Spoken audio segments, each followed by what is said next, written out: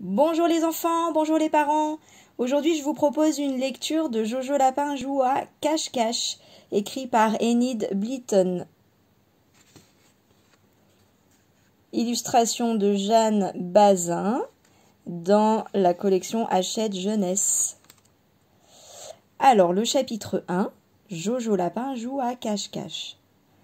Un matin, Jojo Lapin et la tortue Séraphine buvaient tranquillement de la limonade dans la cuisine de Jojo. Ils se racontaient des histoires drôles et étaient en train de rire aux éclats. Soudain, Séraphine se rejeta en arrière, tendit l'oreille et s'arrêta de rire. « Qu'y a-t-il » demanda Jojo. Surpris, « On dirait que tu as avalé de travers. Ne fais pas cette tête-là. » « Jojo, je viens d'entendre Maître Renard et Compère Loup, répliqua-t-elle d'un ton effrayé. Ils passaient par là sous ta fenêtre.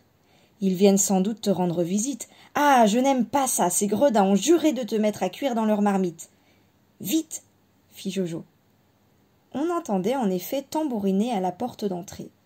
Vite, répéta Jojo. Cachons-nous. Toi, sous cette casserole, Séraphine, et moi, sous le seau qui est à côté. En un clin d'œil, ils étaient tous deux bien cachés. Ils n'étaient pas rassurés pour autant. C'était Renard qui tambourinait des 2 poings sur la porte. Comme il n'obtenait pas de réponse, il poussa le battant et entra. « Viens, Compère Loup !» s'écria-t-il gaiement. « Il n'y a personne. Jojo Lapin doit être allé faire un tour avec un visiteur. Regarde, ils ont laissé leur verre de limonade à moitié plein. Il en reste encore une dans la bouteille, en veux-tu ?»« Et comment ?» répliqua le loup qui avait toujours soif. « Ensuite, nous nous cacherons sous le lit pour attendre que Jojo Lapin revienne. Cette fois, il ne nous échappera pas. Ce n'est pas avec ses tours habituels qu'il se tirera de là. » Jojo Lapin rageait sous son seau, pensait que le loup et le renard étaient en train de boire sa limonade et qu'ils allaient se cacher sous le lit pour l'attendre. Combien de temps allait-il rester là-dessous? Glou, glou, glou. Le loup était en train de finir la limonade. Il se glissa ensuite sous le lit, en laissant sa queue dépasser. Maître Renard se cacha à côté de lui. Ils étaient un peu serrés, et la queue de Renard dépassait elle aussi. « Espérons qu'il va bientôt arriver, » fit le loup, qui n'était pas très à l'aise. « Chut !» murmura Renard. « Si tu parles tout le temps, il t'entendra et il se sauvera avant qu'on ait pu l'attraper. » Tous deux se turent et ne bougèrent plus. Séraphine et Jojo Lapin n'osaient même plus respirer.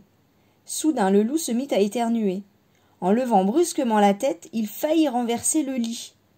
Maître Renard s'écria d'un ton furieux. « Tu ne peux donc pas rester tranquille une minute ?»« Ne me parle pas sur ce ton, » répliqua le loup. « Ce n'est pas ma faute si j'éternue. Reste donc tranquille toi-même. » Profitant de ce qu'il parlait, Jojo et Séraphine se rapprochèrent tout doucement du lit. Mais la casserole de Séraphine cogna contre le plancher et l'on entendit un petit cliquetis. « Qu'est-ce que c'est » demanda Renard. « Compère Loup, tu trouves encore le moyen de faire du bruit. Mais ne bouge donc plus. Pourquoi grattes-tu le parquet comme ça ?»« Moi, je gratte le parquet ? Tu me prends pour quoi ? Pour un balai-brosse peut-être ?» Jojo et son ami la tortue approchèrent encore. Le seau de Jojo fit « bang !» et le loup sursauta. Il se tourna vers Renard. « Ah, c'est toi qui fais du bruit maintenant, je t'ai entendu. Tiens-toi tranquille. »« Mais je n'ai pas fait le moindre mouvement, » répliqua Renard. « Chut, écoute, n'est-ce pas quelqu'un qui vient ?» Mais ce n'était que le vent qui s'engouffrait dans les rideaux. Jojo et Séraphine firent encore quelques pas en direction du lit. Le loup et le renard sursautèrent l'un et l'autre. « Cette maison est hantée !» s'écria Renard. « On y entend sans arrêt du bruit. Ah, je n'aimerais pas y habiter. » Jojo Lapin était maintenant si près de Compère Loup qu'il put tendre sa patte sous le seau et pincer la queue du gredin. Clic !»« Oui !» glapit le loup rageusement. « Renard, qu'est-ce que tu fais donc ?»« Ce que je fais ?» protesta celui-ci fort surpris. « Je n'ai pas bougé. » Il se demandait si le loup n'était pas devenu fou. « Tu m'as pincé la queue !» hurla le loup. « Et voilà que tu recommences !»« Ce n'est pas vrai !» Juste à ce moment-là, Séraphine souleva la casserole et donna un bon coup de griffe à Renard. Aïe, ouïe! C'est toi qui me pinces la queue, compère Loup, mais tu es insupportable! Comment peux-tu être aussi bête? Jojo Lapin va nous entendre. Jojo pinça de nouveau la queue de compère Loup, et Séraphine planta ses griffes dans celle de Renard. Les deux gredins poussèrent des hurlements, s'injurièrent et se mirent à se battre sous le lit. Chacun voulut se mettre debout. Ils se cognèrent la tête, et soudain, le lit se renversa sans dessus par dessous, le seau de Jojo Lapin et la casserole de Séraphine. La tortue et Jojo Lapin, qui ne comprenaient pas ce qui arrivait, eurent peur. Ils essayèrent aussitôt de se dépêtrer de là, mais les couvertures, l'oreiller, les dredons leur étaient tombés dessus, ils ne voyaient plus rien du tout. Soudain, le loup et le renard s'aperçurent qu'il y avait des bosses sous les couvertures, et que ces bosses remuaient. C'était stupéfiant. « Regarde !» cria compère Loup d'une voix blanche de terreur. « Regarde ! Le lit est devenu vivant ! Sauvons-nous !»« Il y a quelque chose qui bouge sous ces couvertures, » répliqua Renard. Il souleva les couvertures et découvrit alors la casserole et le seau. Séraphine, qui essayait de filer, avait sorti une patte puis l'autre, ce qui faisait que la casserole avait l'air d'avoir des pieds. « Oh, la casserole a des pieds !» octa Renard affolé. « Et regarde donc le seau ! Il marche, il saute, il est vivant! C'est un seau qui saute !» Les deux gredins reculèrent précipitamment. Aussitôt la casserole et le seau se mirent à courir et franchirent à toute vitesse le seuil de la pièce.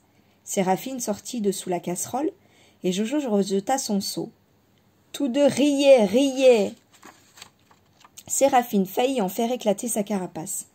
Quant à Jojo, c'est tout juste s'il n'en finit pas de craquer ses habits. Ils virent leurs ennemis quitter bien penauds la maison par l'autre porte.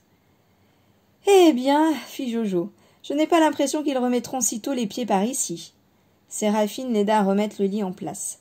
« Heureusement que nous avons pu nous cacher à temps sous cette casserole et sous ce seau, conclut Jojo. Autrement, nous aurions bien pu finir dans les assiettes de ces bandits. » Voilà pour le chapitre 1, les loulous. Eh bien, on se retrouve pour le chapitre 2. À tout de suite.